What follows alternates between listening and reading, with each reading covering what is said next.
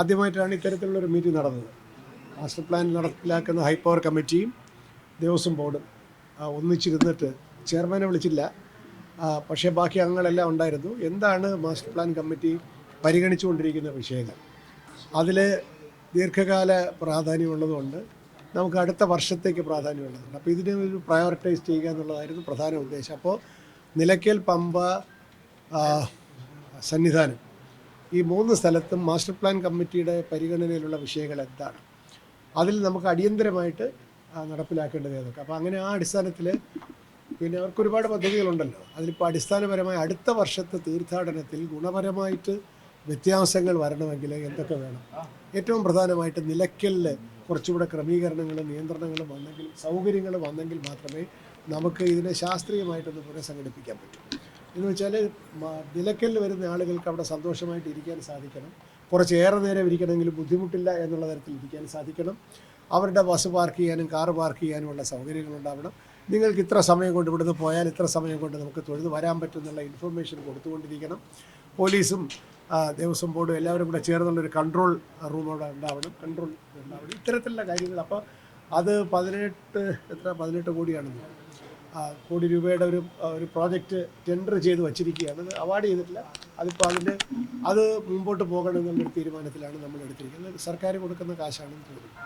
അപ്പോൾ അത് മുമ്പോട്ട് പോവുക. പിന്നെ പമ്പയിൽ വലുതായിട്ടൊന്നും ചെയ്യാനില്ല, എങ്കിൽ പോലും അടിയന്തരമായിട്ട് ചെയ്യേണ്ട ചില കാര്യങ്ങൾ, പൊളിച്ച് കളയേണ്ട ചില കെട്ടിടങ്ങൾ, പുതുതായിട്ട് കെട്ടുന്ന കെട്ടിടങ്ങളുടെ ചില നിയന്ത്രണങ്ങൾ. അവിടെ ഇപ്പോൾ ഒരു കെട്ടിടം ആർക്കും പ്രയോജനമില്ലാതെ ഇരിക്കുന്നുണ്ട്, അത് മാറ്റി നമുക്ക് എംപ്ലോയീസിന് താമസിക്കാൻ കൊടുക്കാമോ. പമ്പയിൽ ആരെയും അങ്ങനെ താമസിപ്പിക്കാൻ അനുവദിക്കാതിരിക്കുക. പമ്പ ഒരു ട്രാൻസിറ്റ് ക്യാമ്പ് പോലെ നിർത്തുക എന്നുള്ളതാണ്. പിന്നെ അവിടെ കൂടുതൽ എൻവയോൺമെൻറ്റ് ഫ്രണ്ട്ലി ആക്കാനായിട്ട് കൂടുതൽ ഗ്രീനറി പമ്പയിൽ വയ്ക്കണം എന്നുള്ളതാണ് മാസ്റ്റർ പ്ലാൻകാർ പറയുന്നത്. അത് ഞങ്ങൾ സമ്മതിച്ചിരിക്കുകയാണ്, അതാണ് ചെയ്യേണ്ടത്.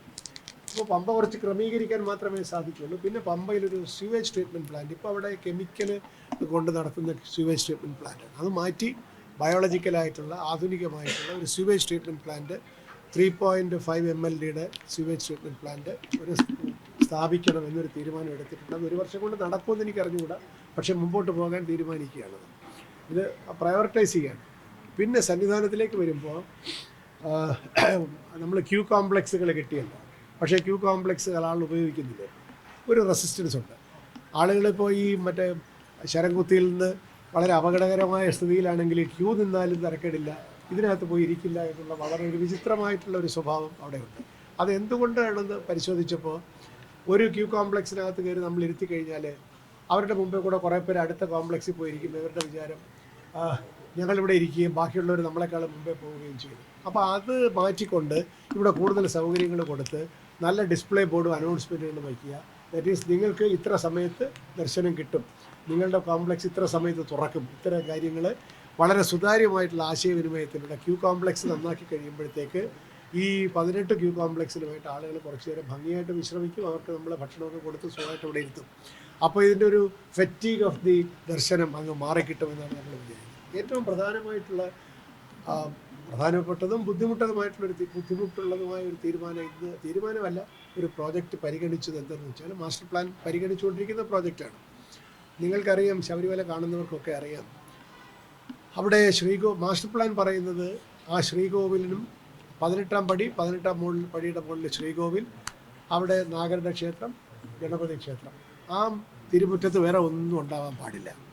ഇതാണ് മാസ്റ്റർ പ്ലാൻ പറയുന്നതും ഭക്തജനങ്ങൾ പറയുന്നത്. എന്നാൽ ഇപ്പോൾ അവിടെ അങ്ങനെയല്ല. ഇടതുവശത്തേക്ക് എക്സിക്യൂട്ടീവ് ഓഫീസറുടെ ഓഫീസ്, രസീത് വിൽക്കുന്ന സ്ഥലങ്ങൾ, അതിനപ്പുറത്ത് മേൽശാന്തിയും അദ്ദേഹത്തിൻ്റെ ശിഷ്യന്മാർ താമസിക്കുന്നു, ഇപ്പുറത്ത് തന്ത്രി താമസിക്കുന്നു, കൂടെ അനുചരന്മാർ ഒരുപാട് പേരുണ്ട്, അതിന് താഴെ എക്സിക്യൂട്ടീവ് ഓഫീസർ താമസിക്കുന്നു. ഇതിൻ്റെയൊക്കെ ടോയ്ലറ്റുകളോടുകൂടി ഈ ക്ഷേത്രത്തിന് ചുറ്റും ആളുകൾ താമസിക്കുകയാണ്. ഇത് ഒരു കാരണവശാലും, പ്രത്യേകിച്ച് എനിക്ക് തോന്നുന്നു ഇതിൻ്റെ ഒരു കമാൻഡുണ്ട്, 12 കോലോ അതിനുള്ളിൽ ഉള്ള സ്ഥലത്തൊന്നും വരാൻ പാടില്ല. അത് ഈ ക്ഷേത്രത്തിൻ്റെ ഒരു പ്രസരണ കേന്ദ്രമാണ്, അതിനകത്തൊന്നും ഇത് വരാൻ പാടില്ല. അപ്പോൾ അതുകൊണ്ട് ഇവരെ ഇത് മാറ്റണമെങ്കിൽ അത്ര എളുപ്പമല്ല. അതിന് പരിപാടിയൊക്കെ പദ്ധതിയൊക്കെ ഉണ്ട്. അത് വളരെ വലിയ പദ്ധതിയാണ്. എല്ലാം കൂടെ ഒരുമിച്ച് ചെയ്യാൻ പറ്റാത്തതുകൊണ്ട് ഫേസ്ഡായിട്ട് നമുക്ക് ഈ താമസക്കാരെങ്കിലും അവിടെ നിന്ന് മാറ്റി ക്ഷേത്രത്തെ മോചിപ്പിക്കാൻ സാധിക്കുമോ. ക്ഷേത്രത്തിൻ്റെ അവിടെ ഒരു മേൽപ്പാലം ഉണ്ടല്ലോ, മേൽപ്പാലം പാടില്ലെന്നാണ് മാസ്റ്റർ പ്ലാൻ പറയുന്നത്. ഇനി പോലീസുമായിട്ടൊക്കെ സംസാരിക്കണം.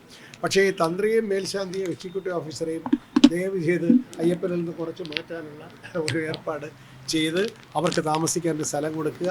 അവർക്കൊരു പാലം പോലെ വെച്ചിട്ട് ഇങ്ങനെ വന്നാൽ മതി. അത് 27-ാം തീയതി ഇതിൻ്റെ ആർക്കിടെക്റ്റിനെ കൂടെ ഇവിടെ വരാൻ പറഞ്ഞിട്ടുണ്ട്. സ്ഥലത്ത് പോയി നിന്നെങ്കിൽ മാത്രമേ നമുക്ക് മനസ്സിലാക്കാൻ പറ്റുള്ളൂ.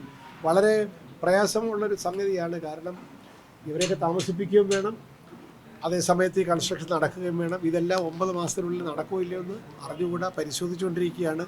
പക്ഷേ ഇതൊരു പ്രയോറിറ്റി ഐറ്റമായിട്ട് എടുക്കണം എന്നാണ് എൻ്റെ വിചാരം. കാരണം അത് ക്ഷേത്രത്തിൻ്റെ വിശുദ്ധിയെ ബാധിക്കുന്നു.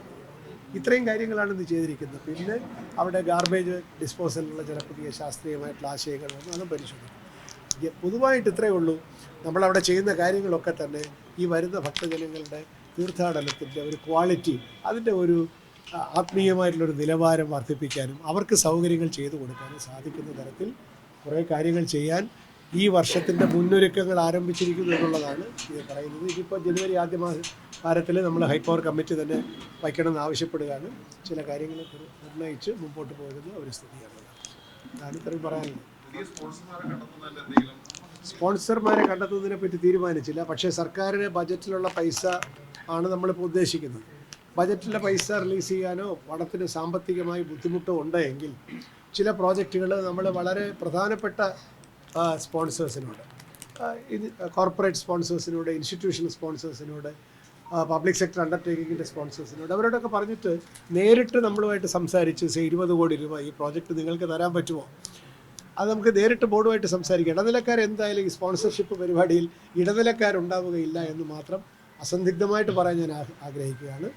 ഇനിയുള്ള സ്പോൺസർഷിപ്പ് എന്ന് പറയുന്നത് ഡയറക്റ്റായിട്ട് നമ്മൾ ഇൻസ്റ്റിറ്റ്യൂഷണൽ സ്പോൺസേഴ്സുമായിട്ട് സംസാരിച്ച് ഇതാണ് ഞങ്ങളുടെ പ്രോജക്റ്റ്, ഇതിന് ഇത്ര രൂപ വേണം, നിങ്ങൾ ചെയ്തു തരുമെങ്കിൽ അങ്ങനെ, അല്ല നിങ്ങൾ പണം തന്നാൽ ഞങ്ങൾ ഇങ്ങനെ ചെയ്യും എന്ന് സുതാര്യമായിട്ട് തരാം.